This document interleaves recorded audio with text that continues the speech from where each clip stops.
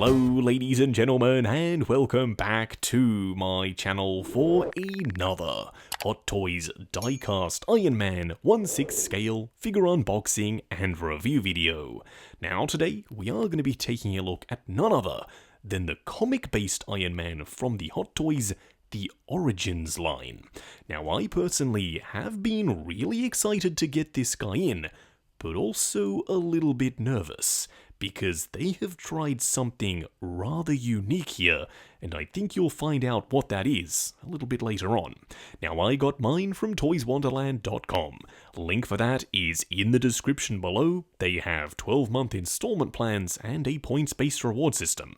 While you're down there, why not hit that subscribe and bell notification icon, plus the join button for more info on Justin's collection plus the channel membership.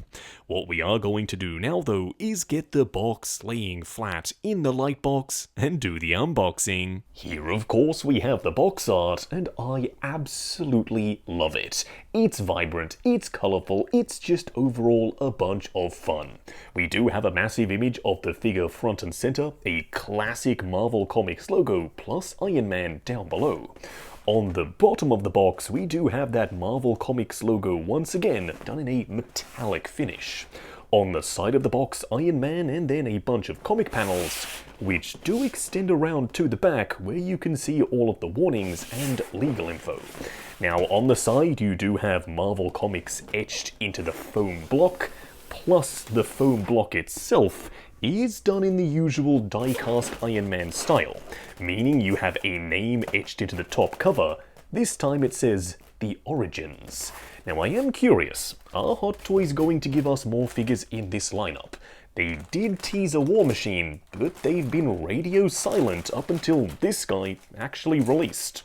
First in-hand impressions are relatively positive. More on that though a little bit later on. What we are going to do now is get all of his accessories laid out in the light box and take a closer look at everything he comes with. Here we have all the parts and pieces. Now up front we do have all the swap out armor plates, which we will discuss in just a second. Starting off with the display base first, this is the Deluxe diorama display base. Down below it's gunmetal with a chrome Iron Man nameplate, and then a very interesting metallic blue up top. You do have these articulated foot clamps that are painted in a nice bright silver. You also have a ring of magnets around the perimeter, meaning you can place these arms pretty much anywhere you want them to go, including this bigger bright yellow one that is fully articulated. You can also move this gantry piece around, and yes, this is articulated as well. It also has multiple translucent blue shelves that are a little bit flimsy. You do have to assemble all of this, and the instructions aren't super clear. Now we will get a much better zoomed out look at this a little bit later in the video. Up top you have a fully spring-loaded waist clamp, so when you have Iron Man on the base, he will be nice and secure. Next up, you do get his suit-up suitcase, and this could have been really cool, but unfortunately it just comes across as really cheap. It feels like super lightweight hollow plastic, and the screens don't really do it any favors. They are that super thin clamshell style plastic with some printing on the surface, and they don't look great. Now you can take various components and actually pop them in the suitcase if that's something you want to do, but for me, I think I'm going to omit this entirely from the display.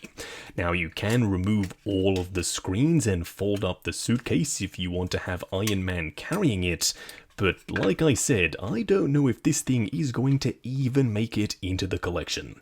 It has some bright silver on the surface, and the rest of it is just painted in some metallic gunmetal. It's also suitably big and chunky, including the handle, so you'd need to have a figure with a pretty wide grip to hold on to this suitcase. Now we won't be looking at every single one of these panels here and now, but just know that when we get the figure himself out here, of course we'll swap them out and check out the different looks. Now you do have multiple different chest plates, one that's clear acrylic, and one that's proper painted metallic red. And you can probably already tell which of the two I prefer. Now, in saying that, the translucent plastic is still quite high quality. It's optically very clear without any green or blue tints to it, but it is picking up fingerprints and a few hairline scratches fresh out of the box, which isn't ideal and was something that I was worried about when this guy was first announced. One of the coolest things for me is that you do get two completely different, yet still very classic Iron Man faceplates. One with the points up top and this very interesting mouth design, and the other that's a little bit more simple. Don't worry, just like the various armor plates, we will be trying out both of these on the figure a little bit later. Lastly, you do get the usual suspects when it comes to hands. Repulsor blasting, closed fists which are pre-installed on the figure out of the box, and fully articulated. I do like all of the ribbing detail, plus the very nice bright metallic red. Now, unfortunately, you don't get any gripping hands for that suitcase, which means you're going to have to use the articulated fingers to get him to hold onto it, which isn't going to be the easiest thing in the world. The joints on the fingers aren't super stiff, so I reckon you're going to have a hell of a time trying to get him to grab on to that overly thick handle. What we are going to do now, though, is get the figure himself out here and take a closer look. Here we have him standing straight up and down in the light box, no crazy poses or accessories or anything like that. And for the most part, there are a couple of things that I really like, and a few things that I really don't. Now, starting off with the good stuff first, the proportions are great. He looks muscular. He looks like a classic looking version of Iron Man. I like the color scheme, and I also love the choice of parts that you can interchange to basically create your own look for the figure. But aside from that, the one key thing that has me sitting here right now scratching my head is the clear plastic.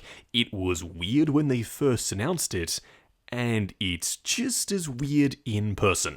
Now, there were two immediate reactions. Number one, it looks awful. I'm not going to get it. Totally understand. Number two, well, this is your only Hot Toys classic Iron Man figure. Just take what you can get. I personally have never really been a fan of that particular attitude. I kind of fall somewhere in the middle. I see the potential of this line, and for the most part I'm happy with it, but I think it would have looked way better if it had just been a standard Iron Man figure. What we are going to do now, though, is take him off the rotating turntable, punch in, and take a closer look at the details. Here we have him up close and personal. Now, in just a second, we will be trying out some of the switch out pieces, because I am very curious to see what that looks like, and if it'll make me like this figure just that little bit more. Now, starting off with the head sculpt, it is oh so classic. I love the panel line detail, the metallic bright gold, but what I don't love is the translucent plastic for his dome. Luckily, this piece is interchangeable, so you don't have to go with the translucent one. When you do have the translucent one on, though, the battery compartment up top is very clearly visible. Now, they have gone with a press-style button for the eyes rather than their traditional switch, because that would have been very unsightly. Now, I still think they could have had a slide-out panel underneath, that way that screw wasn't visible, because as it stands, even from the front, you can kind of see that divot. And if there was a head inside this helmet, that simply wouldn't be possible. Now, they have used translucent plastic around the neck and also for the chest piece, and this is one of the panels that can be swapped out. Now, around the back, you do have some proper working flaps, but unfortunately, that means this section is not removable. Now, the underpiece is nicely painted in metallic red and fully panel lined, but for the most part, you're only going to see these translucent pieces with a bunch of hinges. And on mine, this one flap does like to catch on this battery compartment cover. Now when you do remove this piece, you do get access to this button. You simply push it and now the arc reactor plus these top lights are turned on. Now I do like that there is a ton of detail in the arc reactor itself, but the batteries on mine have been dying very quickly. I'm already onto my second set. Now the arms are nice and big up here at the shoulders, and they are of course gold. This is, after all, a comic style Iron Man. You do have a couple of gunmetal sections and a bunch of panel lines working your way down to these ribbed undergauntlet pieces that are covered in clear plastic. Now I am curious, how is this going to look with the painted ones on, because you will be losing all of that ribbed detail, which I kind of like. Now the ab section is multiple little floating pieces that have come together, and that means there's some red underpieces plus the clear plastic over the top. I can't imagine all of this stuff was super easy to engineer. For the hips, you do have these discs which are fully articulated and swappable with some proper painted versions. Coming down to the thighs, the detail does match with the arms, which of course you would expect for a comics-based Iron Man, and you do have some of the coolest hidden engineering I think I have ever seen. More on that a little bit later. Coming down to the boots, once again, you guessed it, clear plastic. Now, unfortunately, right out of the box, I don't know if you can tell, but there's already a scuff on the front of his shin. Now, that could be because this piece up top was rubbing against the shin in transit, but that goes to show that, yeah, it's going to be pretty easy to scratch over time. On the underside, you do have some tread detail sculpted in. Now, some people did say initially when this guy was announced, well, okay, why don't we just take all of the clear plastic pieces off? Unfortunately, some of them are permanently attached, like these floating pieces up top, plus the outer pieces for the shoes, they are all permanently attached. So that means your best option, if you want a proper, fully painted metallic red Iron Man, is just that, to either paint the pieces yourself or find someone to do it for you. Now this is more like it. This is exactly how I'm going to display my figure in the collection. Now to replace the panels, it's a relatively straightforward process. You remove these bottom sections including ears, and then the top cover and the faceplate are magnetic. Now if you prefer the other faceplate, the far less angular one, you can absolutely pop that one right back on. Now for me, the angular one is the way to go. It just has a little bit more personality with the open mouth and the points up top. Now the chest plates have been replaced with some absolutely gorgeous metallic red ones. You can see some metal flake, they're suitably high gloss, but unfortunately the lower section of the upper torso and the abs, plus the diaper piece, is all still translucent plastic. And it doesn't really look super seamless. Considering these discs are also painted metallic red, it kind of breaks it up, so I'm tempted to leave these at least as the translucent versions. Now when you switch out the gauntlet pieces, as I said before, you lose all of that ribbing, but you do gain some angular rib details down below. But if you decide to omit them entirely, it is very thin because there's no cover on it, but at the very least you can still show off all of that ribbing. And the same thing can be said down here for the boots. You can go for these much thicker versions that are nice and smooth up top with those angled lines, or you can go for the ribbed ones that are far thinner. Once again, it's all down to personal preference. Now for a quick side-by-side comparison, here we have the comic-based Iron Man on the left and the concept art Mark 46 on the right. And as you can see, the new guy is the taller of the two. I absolutely wasn't expecting that. I thought the comic book figure was going to be shorter, but he is at the very least a lot lankier. I do like the proportions and the fact that you can see all that musculature, it is accurate to the comic books because the suit was a lot more form-fitting. Now, the reason I went with the Mark 46 here is because number one, I don't get to bring him out very often, and number two, the color scheme is inspired by the comic book appearance. Could you potentially use this comic-based Iron Man as an MCU substitute? For me, no, I don't think it works. It's just a little bit too out there compared to the more realistic designs of figures like the Mark 46. That isn't necessarily a bad thing though, because other companies have already released comic book based versions of Cap and Thor, and I think they complement Iron Man very, very nicely. This is exactly what I had in my mind's eye when I first placed the order for Iron Man. And now with War Machine and Stealth Iron Man on the way, yeah, I'm really excited to slowly but surely build out my Marvel Comics collection. Now unfortunately, Iron Man is taller than both Thor and Cap, but in the display, if you pop Thor in midair and have Cap in some kind of action pose, then I don't think it's going to be a huge issue.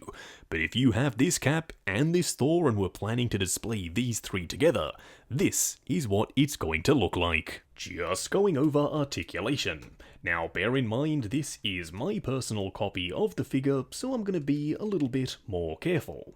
I'm sure when you get yours in hand, you can push the joints slightly further than I am willing to go.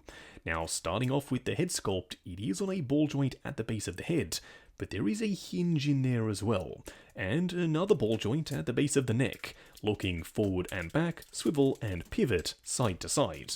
Now the arms do go up to there, but they can be pulled out to maximize your range of motion. Going forward and back, butterfly joint at the shoulder that also hinges up and down, swivel at the bicep, double bend at the elbow that gets you to 90, and then a ball joint for the wrist peg.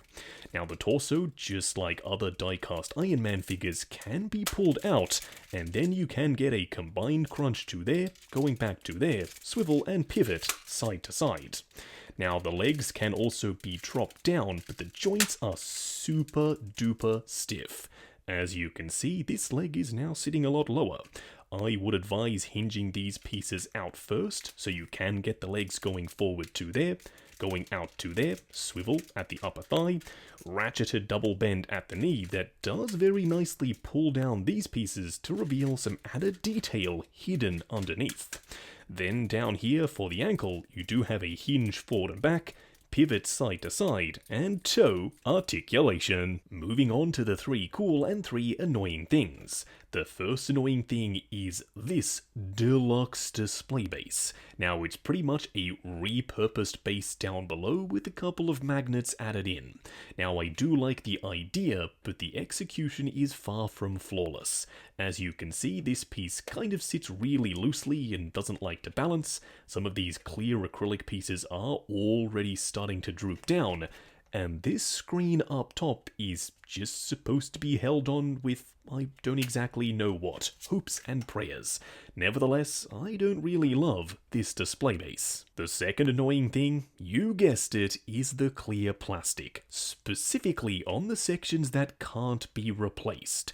Now around the back you can very clearly make out the battery compartment. The same thing can be said for other screws and just visible ugliness. I'm not exactly sure why Hot Toys didn't include painted panels for every clear section, but unfortunately, some of them you're just stuck with. The third annoying thing isn't a huge deal, and for the most part it can be posed away, but it's the gap at the wrist.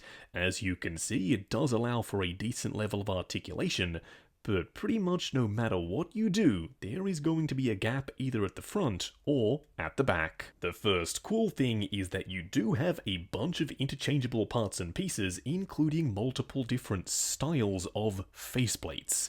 Now, even though I don't love the clear plastic, because you have so many different looks, yeah, I'm a sucker. I am tempted to pick up at least 2 of these so I can have both of the helmet options on display. The second cool thing has to do with the mold itself, but I love the proportions. There's a nice V taper to the waist, big, broad, round shoulders, and then a ton of tech detail on the surface. This is a very good looking body. If only it wasn't for all that darn clear plastic. The third cool thing is an absolute flex by Hot Toys. When you bend the knee, it does expose some added detail on the underside of these thigh panels. Completely unnecessary, but it is so darn satisfying to bend that knee and have these pieces move up and down. Just wrapping up on the Hot Toys clear plastic Iron Man. I'm so sorry, I had to, but that's exactly what this guy is.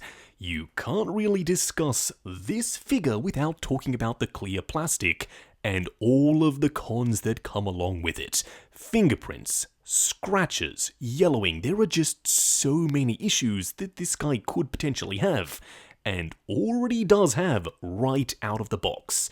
Now, for me, I still really like the figure. The sculpt is on point. It's crisp. I love the panel lines. I love the classic comic book aesthetic. But I literally cannot get over the clear plastic. Why did y'all do this? You pretty much ruined an otherwise perfect figure. Yeah, I said it, the P word. Now, I am very tempted to have my entire figure repainted, because when you do that, I think this guy is going to sing. Now, you may be sitting here thinking, Justin, surely it's not that bad. And if this look is for you, then that's totally fine. Go ahead and grab it. You are going to love it if the clear plastic is your thing. But if you're like me and were hoping you could switch out the parts and pieces to make him look even better, in my mind, with that higgledy-piggledy look of some pieces being metallic red and some pieces being clear, it almost makes him look even worse. So I'm not sure how this guy passed through the design phase and eventually got released the way you see it right here.